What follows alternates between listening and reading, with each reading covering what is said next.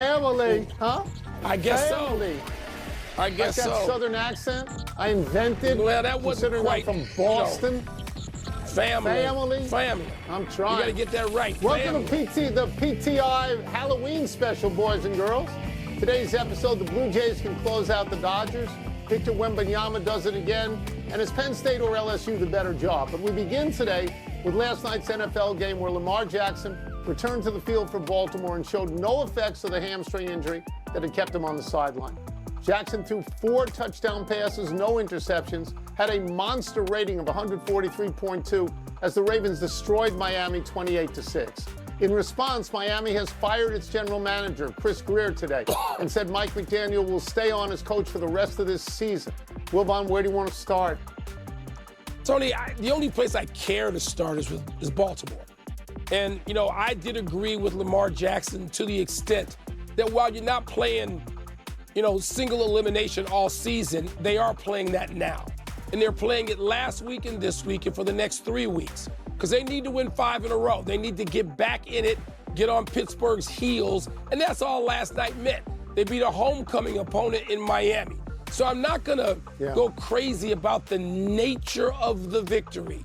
It's result-based. That's what the Ravens needed.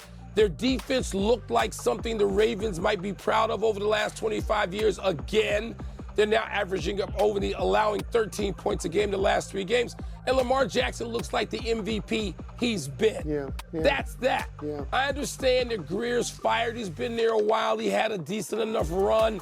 They're going to make changes anywhere in the NFL when you're 2-7 coming off another non-playoff season. So that's what's up with Miami. But the news here to me today, competitively, is all about the Ravens. I think those glasses sell you as James Franklin. I do. Good. I think those work. I think those this work. doesn't sell me. Popping my sweatshirt jersey. No.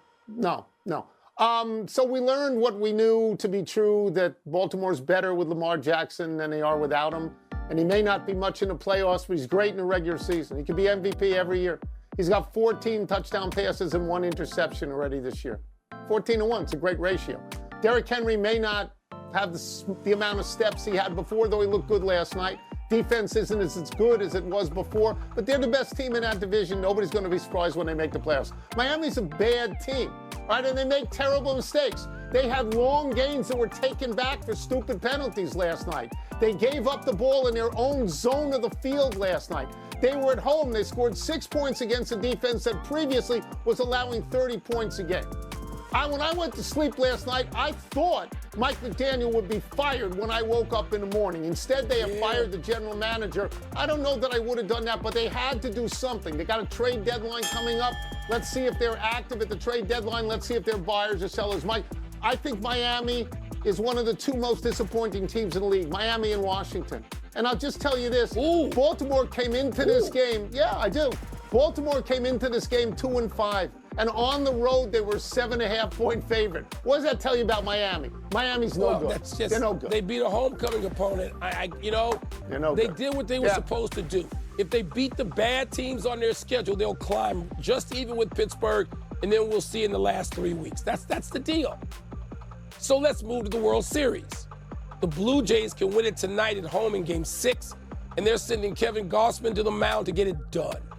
The Dodgers counter with Yoshinobu Yamamoto, who's thrown complete game wins fabulously in his last 2 outings.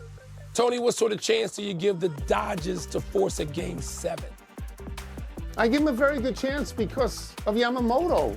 As you said, 2 complete game wins in the playoffs in his last 2 outings. 1, by the way, against Toronto. The last time this was done was 2001 by Curt Schilling. The guy's thrown 18 innings recently, 15 strikeouts, 1 walk.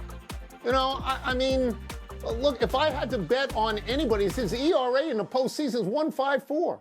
If I had to place a bet on anybody in this series, I would bet on Yamamoto. Now, there is another side to this.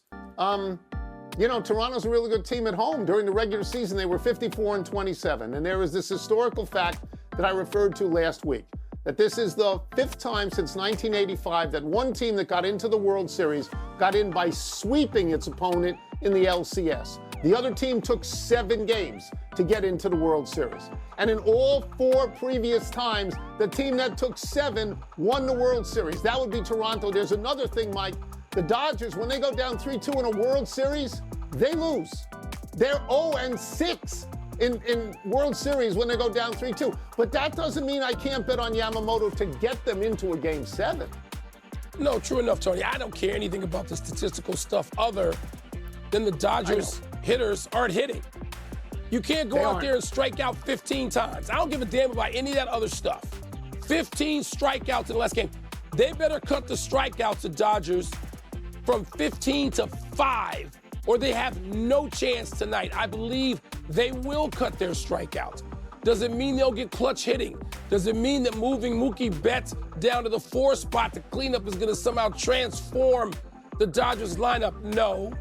Does it mean if they don't get bombs from Shohei, all right, that the Dodgers will somehow find hitting elsewhere?